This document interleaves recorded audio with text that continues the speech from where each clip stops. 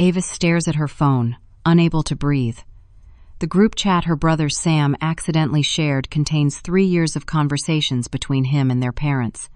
"The family ATM is transferring money again," her father wrote last week. "She's too stupid to realize we're using her," her mother replied with a laughing emoji.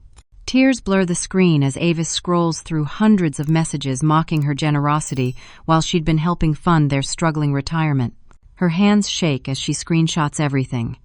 They have no idea what's coming. "I always believed family came first.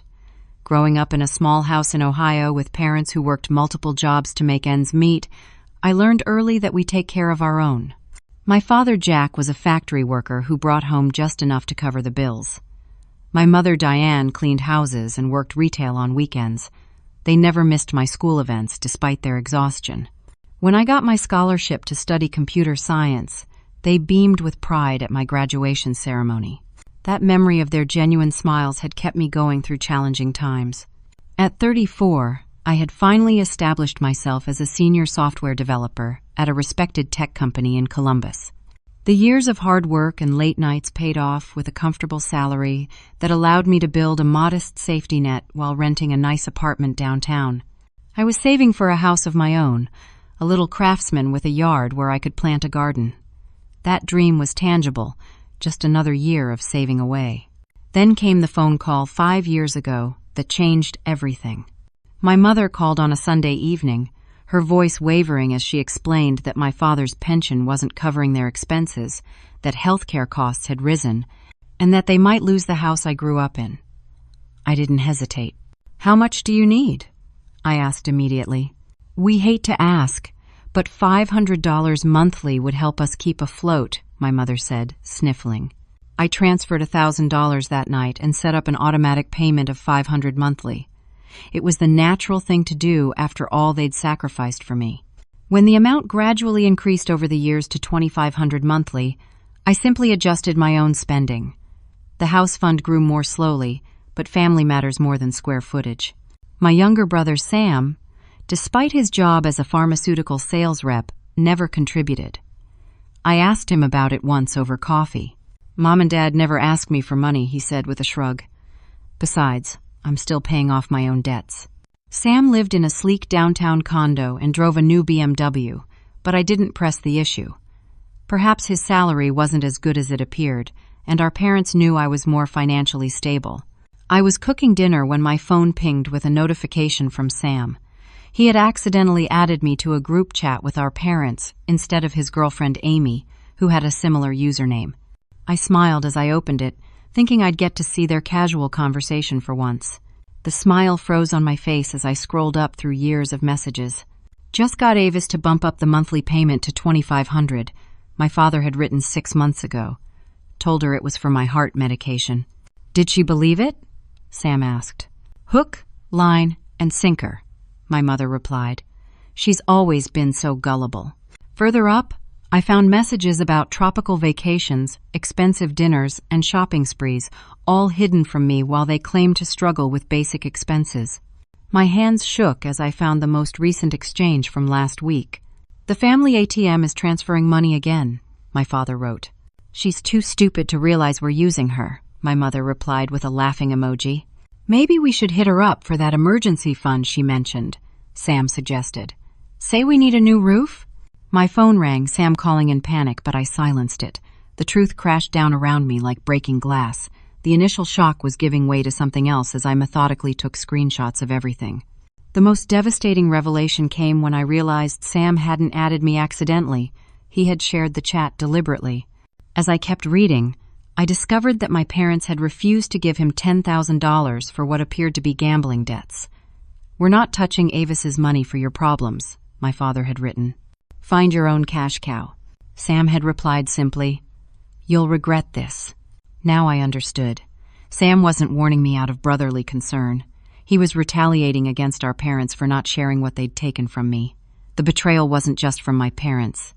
It was my entire family, who saw me as nothing more than a resource to exploit. I sat at my kitchen table, dinner forgotten, as tears streamed down my face. 5 years of struggling to help my supposedly desperate parents while postponing my own dreams. 5 years of being mocked behind my back by the people I loved most. 5 years of being the family ATM. My phone continued buzzing with calls from both Sam and my parents. They must have realized what happened. I turned off my phone completely and opened my laptop. I needed to know exactly how deep this deception went before deciding what to do next. The next morning, I called in sick to work for the first time in 3 years. My boss, Rachel, expressed concern at the hollowness in my voice.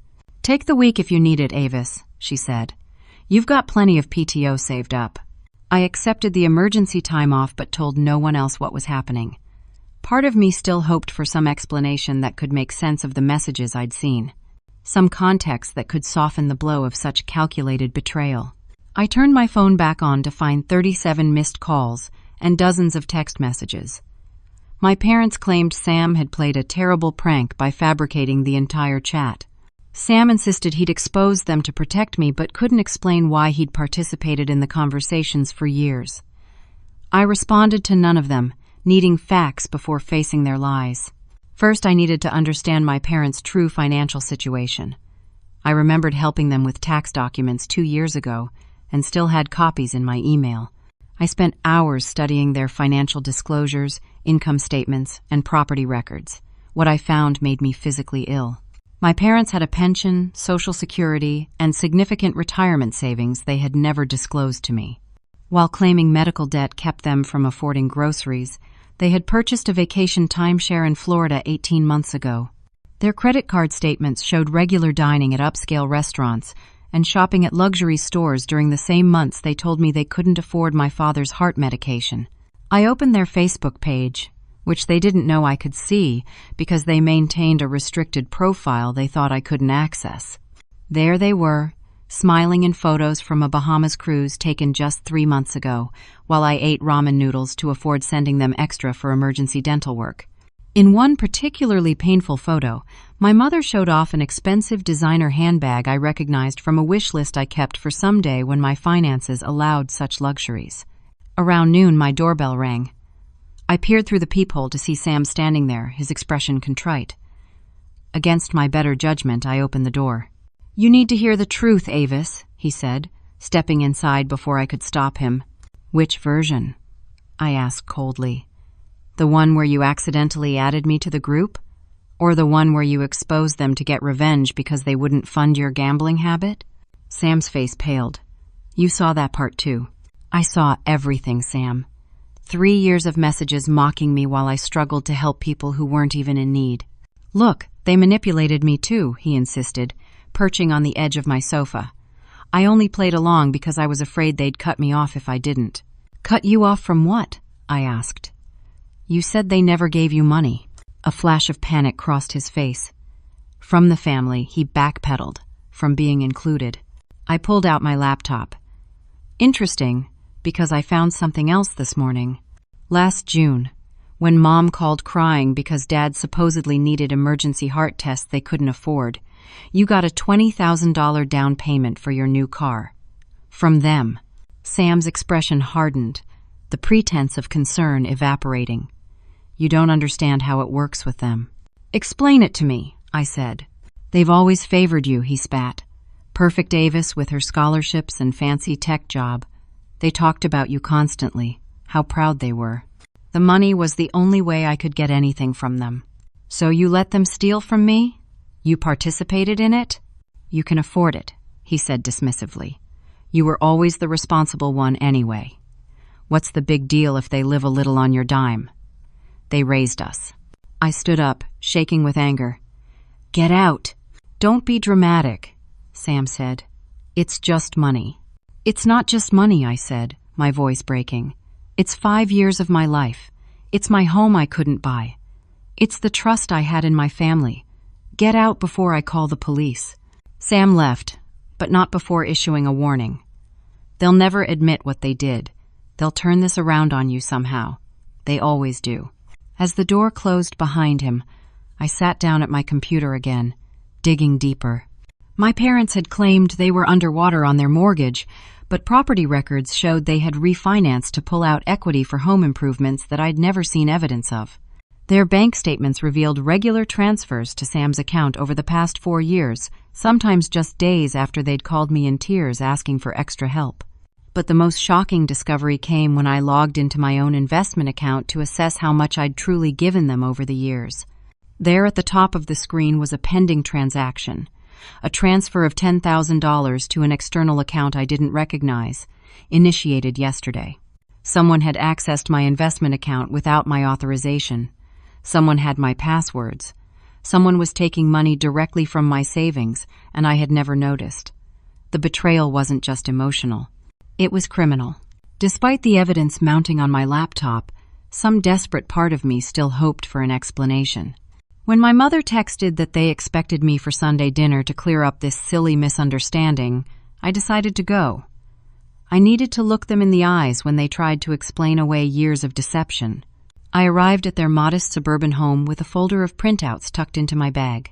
The house where I grew up now felt foreign, its warm familiarity replaced by the cold knowledge of what had transpired within these walls.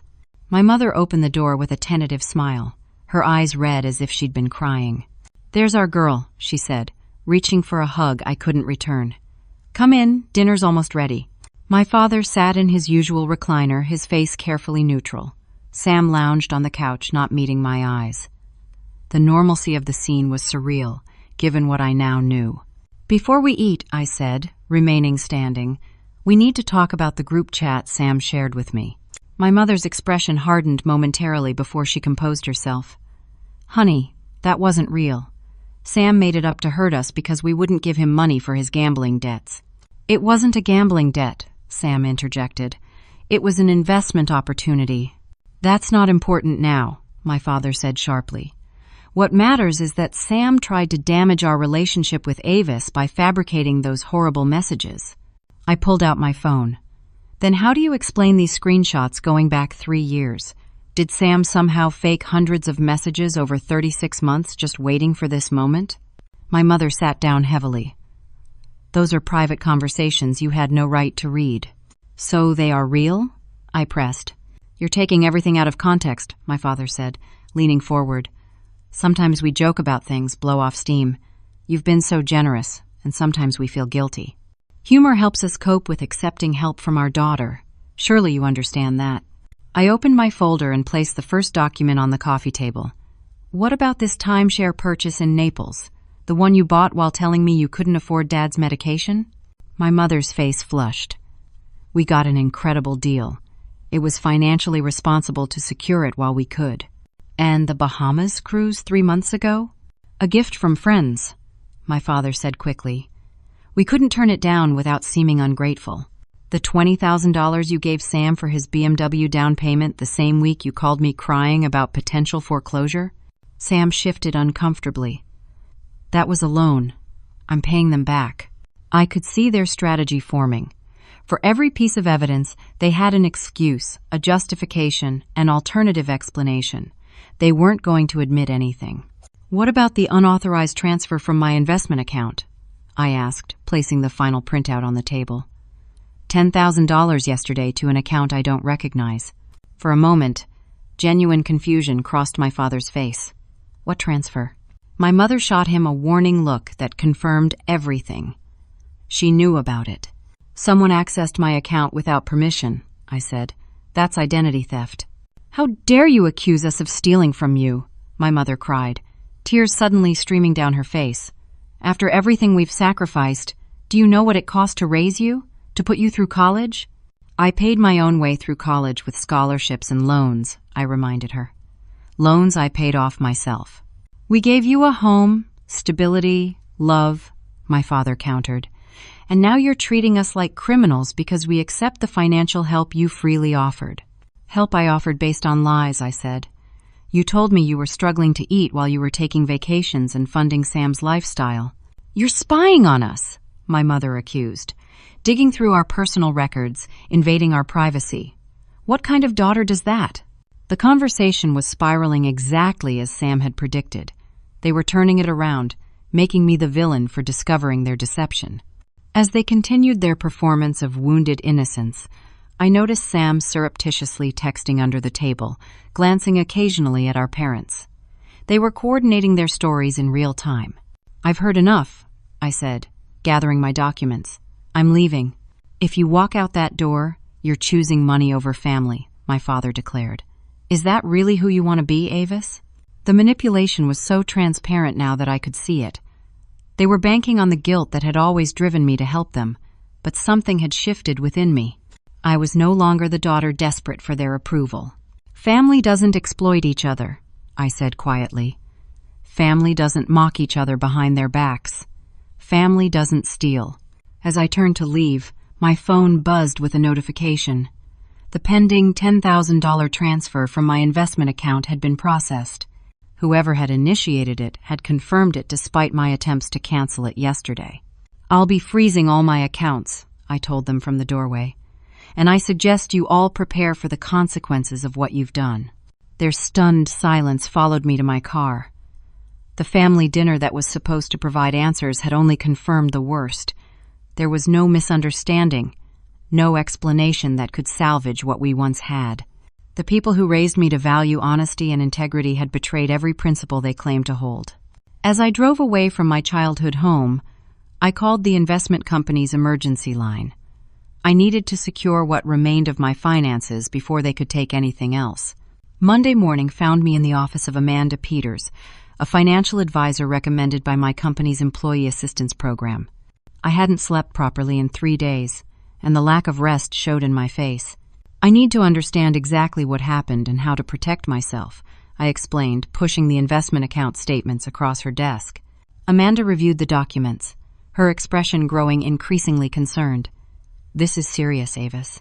The transfers have your electronic authorization, which means someone had access to your passwords and possibly your email for verification codes."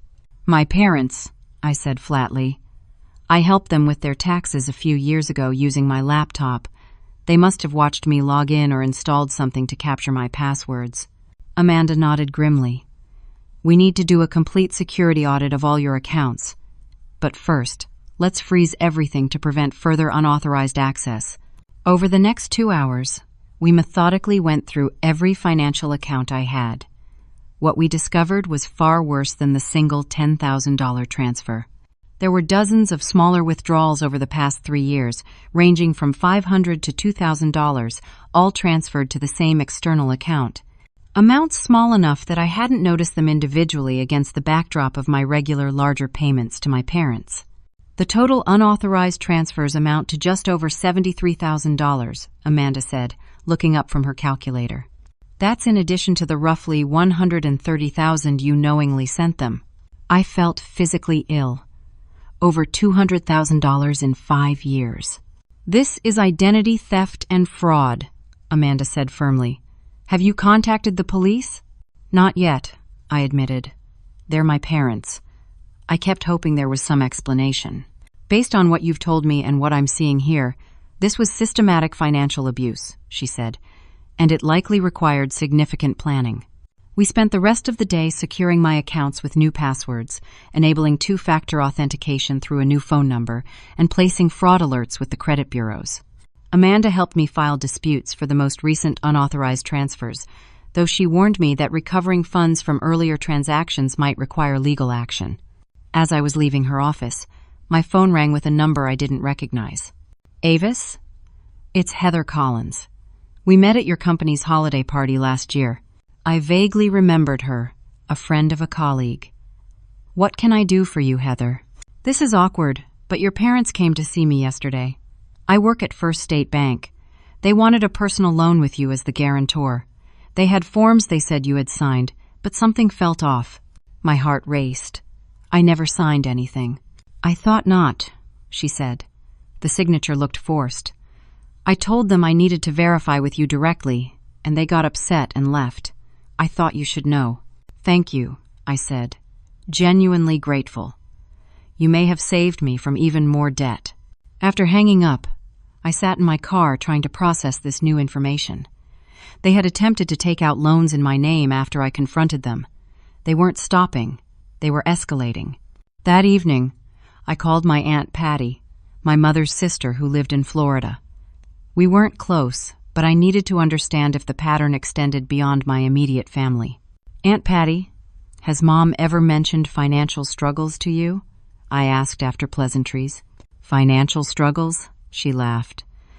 Diane and Jack are always bragging about their trips and Jack's successful investments. They just booked a $30,000 European cruise for next spring. My breath caught. A European cruise? Yes, your mother forwarded me the confirmation email 3 days ago. They're so excited. 3 days ago. The same day my mother had called crying, saying they couldn't afford my father's heart medication refill. The same day I had sent them an extra $1,000 for medical expenses. Is everything okay, Avis? My aunt asked, sensing my silence. I'm not sure, I said honestly. Did they ever mention that I've been helping them financially for years because they said they were struggling in retirement? What? No, quite the opposite. Your mother told everyone at the family reunion last summer that you were terrible with money and that they were helping you stay afloat.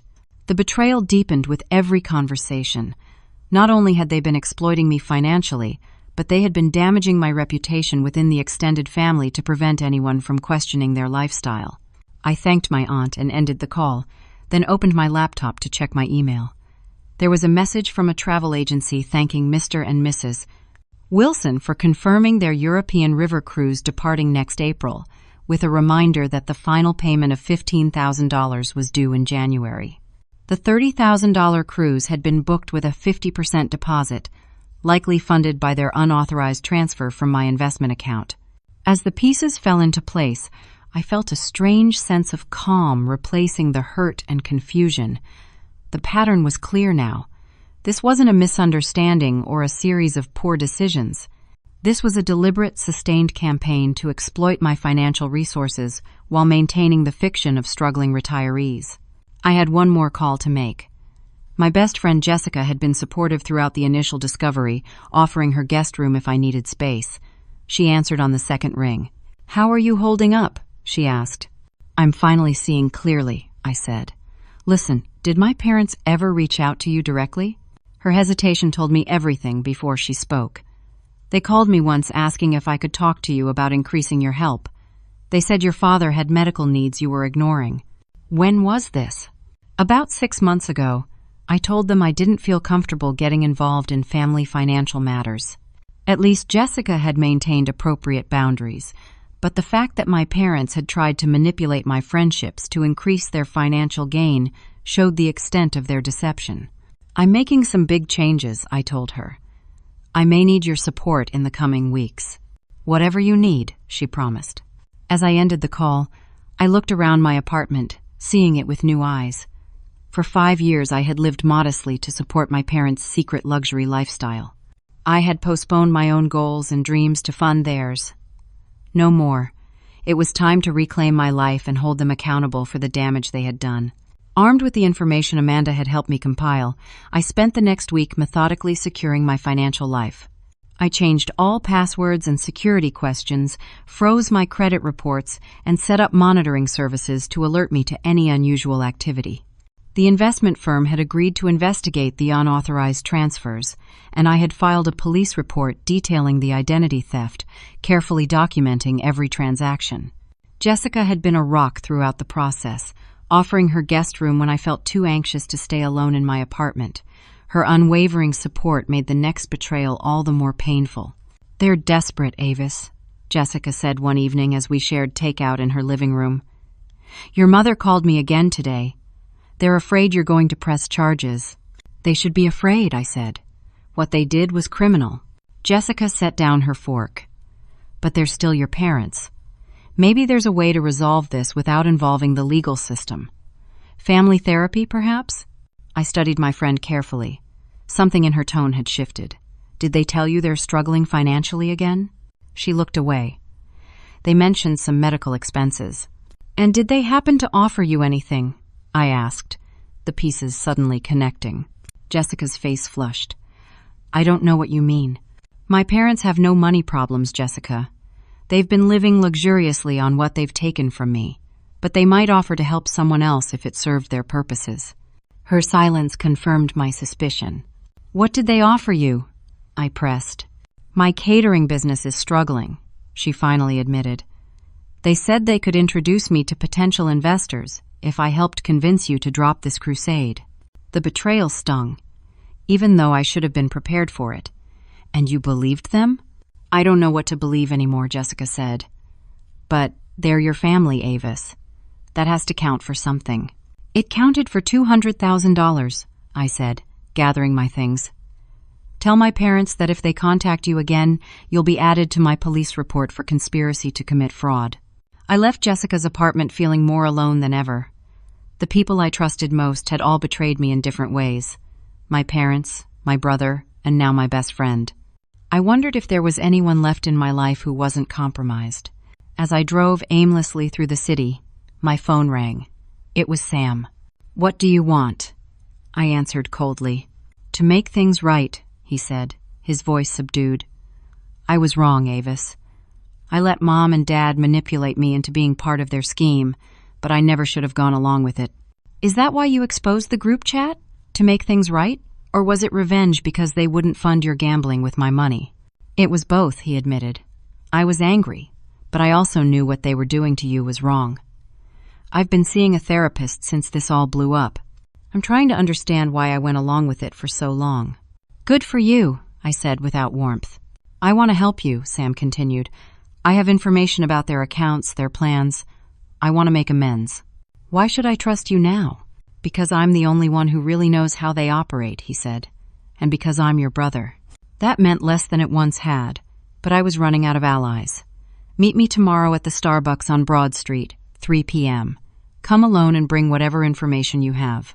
I ended the call and changed direction, heading toward the office of Thomas Wright, a colleague who practiced law before switching to software development. He had offered his legal expertise when I mentioned my situation vaguely at work. Maybe it was time to take him up on it. Thomas listened without interruption as I laid out the whole situation in his small home office. When I finished, he leaned back in his chair. "Your parents committed multiple crimes," he said bluntly. "Identity theft, fraud, possibly elder abuse given how they manipulated you." "I'm 34, I pointed out. "Hardly an elder." "Financial abuse doesn't just happen to seniors," he explained. "It happens to anyone who is systematically exploited by people in a position of trust. The legal system recognizes that." "What should I do?" I asked. "Continue with the police report and fraud claims," he advised, "but also consider a civil suit to recover the full amount they've taken. I can help you find the right attorney." It felt extreme, suing my own parents, but Thomas helped me see it wasn't about revenge. It was about justice and protection. They had shown no signs of stopping their exploitation, even after being caught. Without formal consequences, they would likely find another victim. "What about Sam?" I asked. "He claims he wants to help now." "Proceed with caution," Thomas warned. "His motives have been questionable from the start. Get whatever information he has, but verify everything independently." I thanked Thomas for his advice and headed home, feeling slightly more grounded having a plan. The next day, I arrived at Starbucks early for my meeting with Sam, choosing a table with a clear view of the entrance. Sam arrived 5 minutes late, sliding into the chair across from me with a manila envelope. "Everything I have is in here," he said. "Account numbers, passwords, copies of statements, even recordings of some conversations." "Recordings?" I echoed. "I started recording them after they refused to help with my debt," he explained. "I thought I might need leverage." "That's cold, Sam," says the sister who's considering legal action against our parents, he countered. "For stealing $200,000 from me," I reminded him. Sam had the decency to look ashamed. "I know. It was wrong, all of it. I participated when I should have warned you. I'm trying to make that right." I took the envelope. "This doesn't erase what you did." "I don't expect it to," he said. "But maybe it's a start." As we talked, my phone buzzed with a text from Jessica. "Your mom just offered to invest $30,000 in my business if I can get you to meet with them. They're desperate." In that moment, a final piece clicked into place. My parents weren't just worried about legal consequences. They were panicking because their financial house of cards was collapsing without access to my money.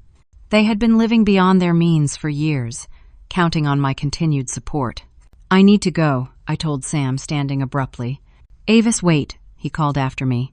I really am sorry. I paused. I believe that you're sorry you got caught. I'm not sure yet if you're sorry for what you did. As I drove home, I received another text. This one from a number I didn't recognize. This is Heather from the bank. Your parents tried to access your accounts again today. I've flagged them as potential identity thieves in our system. Stay safe.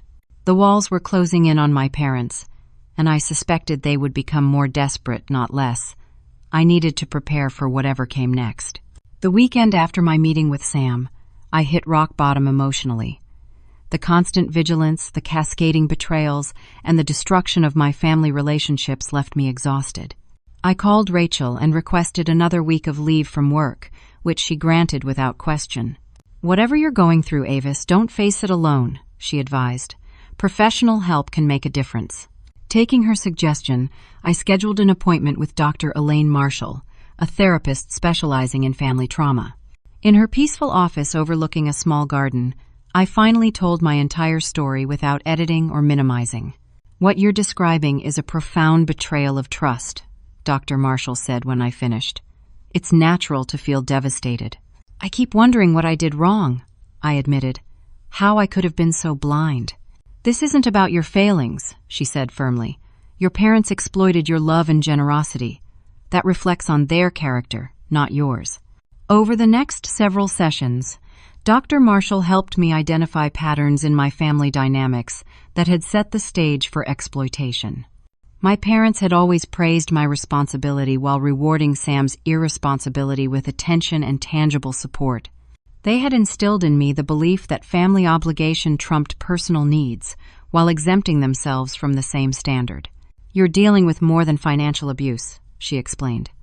This is a lifetime pattern of emotional manipulation. With her guidance, I began to see how my desire for approval had made me vulnerable, but I also recognized my strength in finally standing up for myself, despite the overwhelming pressure to capitulate. During this period of introspection, I received an unexpected email from my mother's sister, Aunt Carolyn, whom I hadn't seen in years due to a family rift I never fully understood. I heard what Diane and Jack did to you, she wrote. History repeats itself. They did something similar to me 20 years ago. I'd like to talk if you're willing. We met for coffee the following day. Aunt Carolyn, a slender woman with kind eyes and graying hair, embraced me warmly.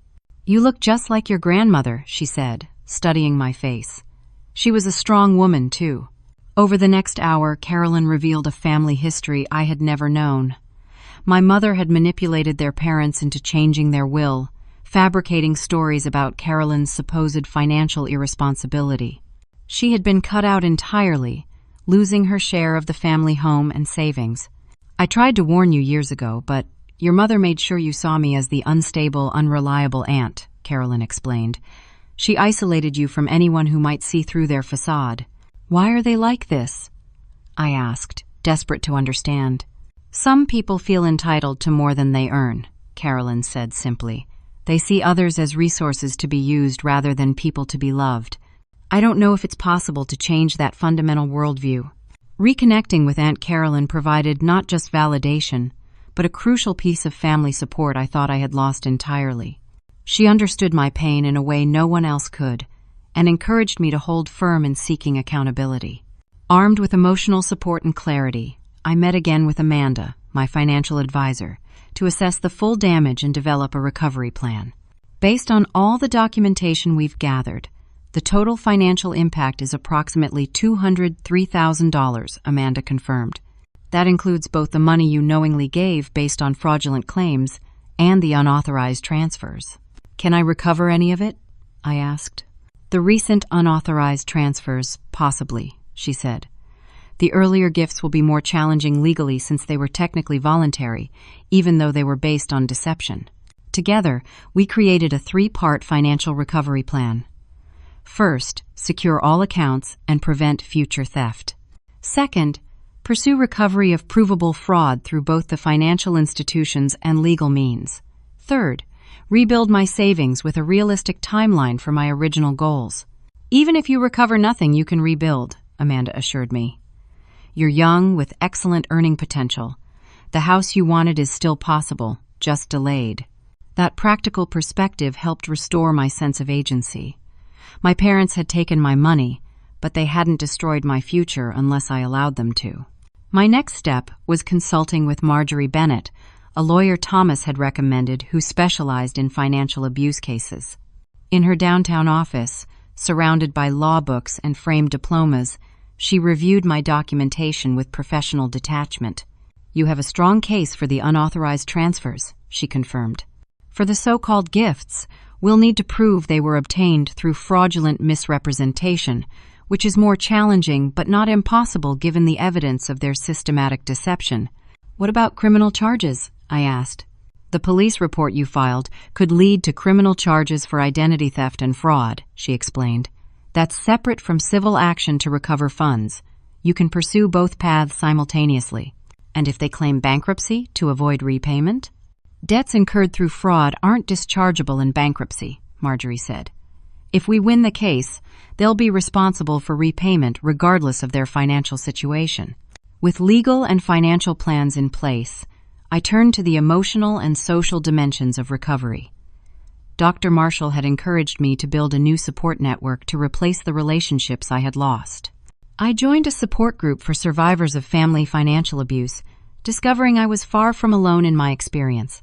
In the group, I met others whose stories echoed mine: parents who drained children's college funds, adult children who emptied parents' retirement accounts, siblings who stole inheritances. The details varied, but the core betrayal was the same. "The hardest part is that others don't understand," said Linda, a 60-year-old woman whose son had stolen her life savings.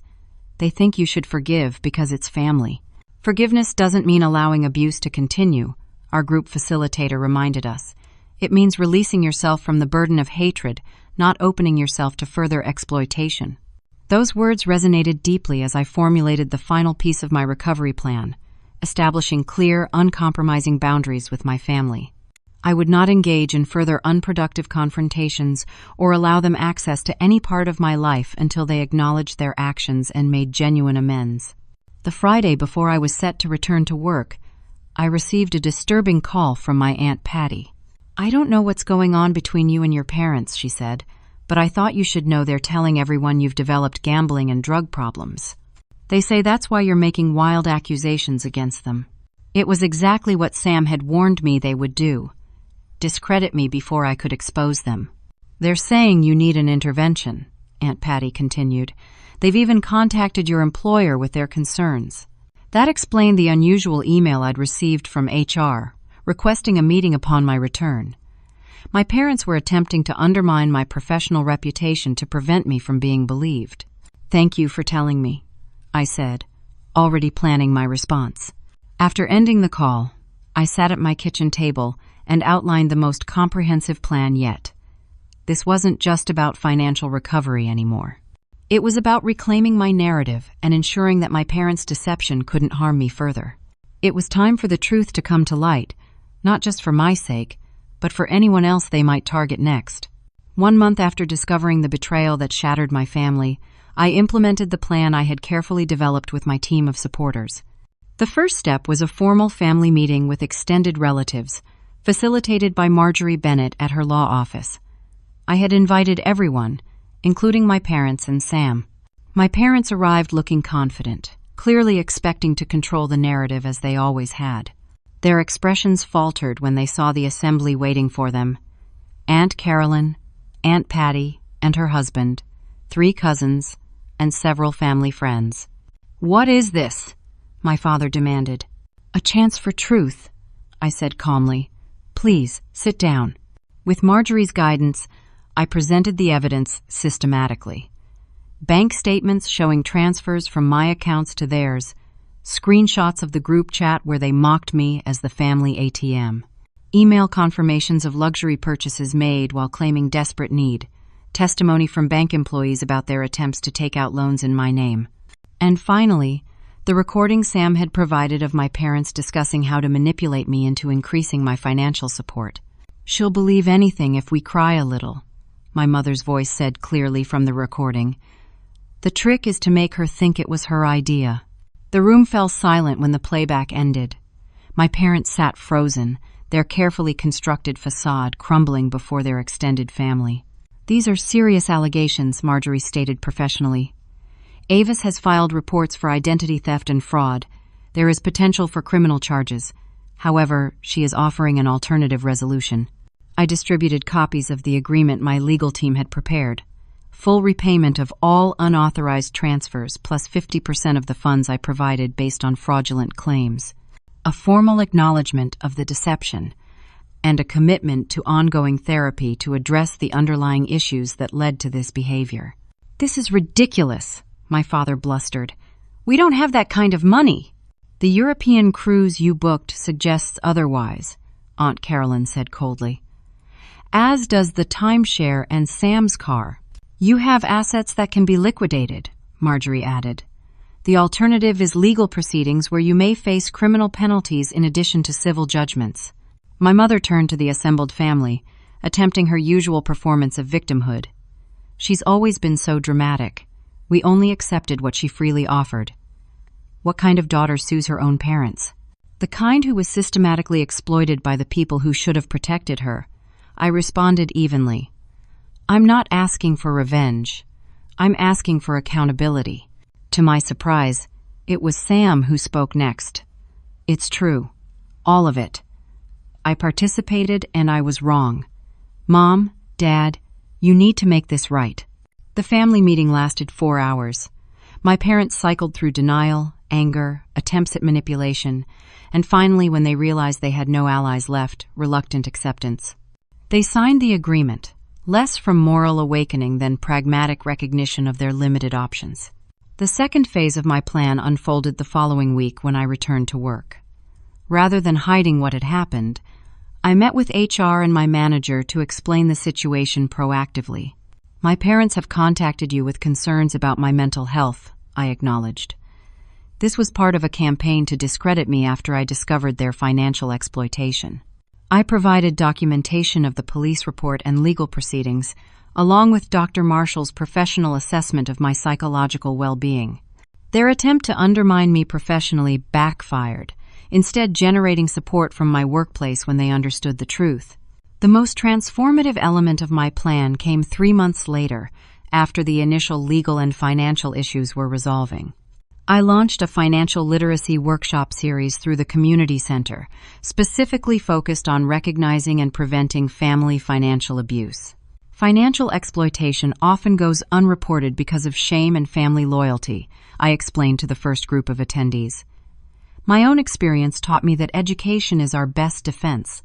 The workshops quickly gained attendance, revealing how common my experience was. People from all walks of life shared stories of financial manipulation by family members, many never having told anyone before. Local media coverage expanded our reach, and soon financial institutions and elder service organizations were requesting presentations. "You've turned your pain into purpose," Dr. Marshall observed during one of our sessions. "That's a powerful form of healing." My parents began the court-mandated repayment plan, liquidating their timeshare and other assets to meet the initial obligations. The therapy requirement proved more challenging for them. My father attended grudgingly, while my mother oscillated between performative remorse and subtle victim blaming.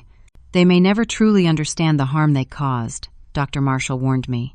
"Your healing can't depend on their recognition." She was right, of course. My recovery needed to focus on rebuilding my own life, not waiting for the emotional resolution they might never provide. I maintained strict boundaries, limiting contact to formal communications through our legal representatives. Sam's path was different. His initial self-serving exposure of the group chat had evolved into genuine remorse. His regular therapy sessions led to significant insights about his role in the family dynamics. "I was jealous of you," he admitted during a careful coffee meeting 6 months after everything had exploded. "You had their genuine respect, something I never felt I earned. So when they included me in exploiting you, it felt like finally being on their team." "That doesn't excuse it," I said.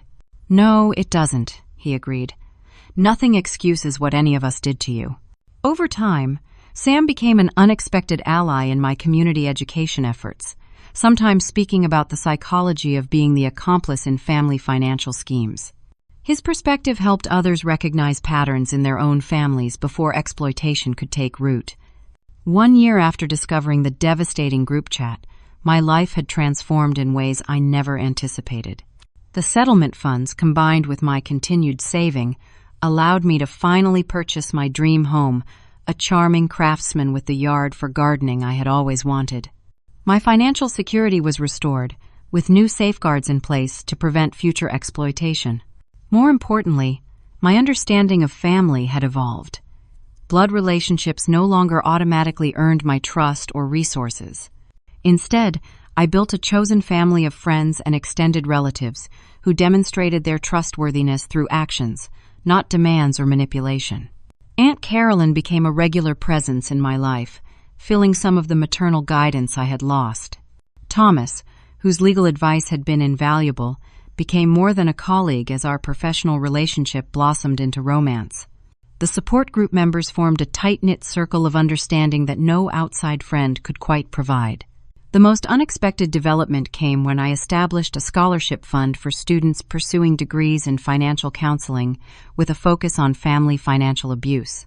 The Financial Autonomy Scholarship would help train the next generation of professionals to recognize and address the patterns I had experienced.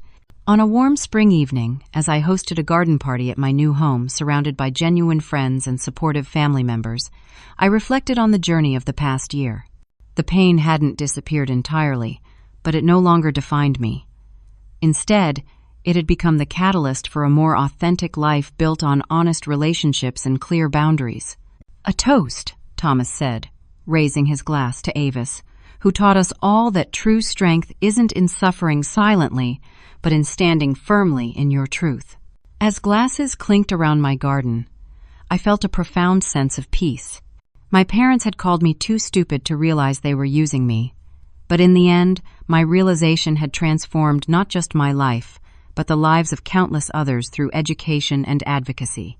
The family ATM had closed permanently, but something far more valuable had opened in its place. A life of genuine connection, meaningful purpose, and the quiet joy of helping others avoid the pain I had endured. Have you ever discovered that someone you trusted completely was taking advantage of your generosity? I'd love to hear your stories in the comments below. And if this story resonated with you, please like, subscribe, and share it with others who might benefit from these insights about family dynamics and financial boundaries. Thank you for listening, and I hope this story helps you protect your own financial and emotional well-being. Remember, true family supports your growth, not exploits your generosity.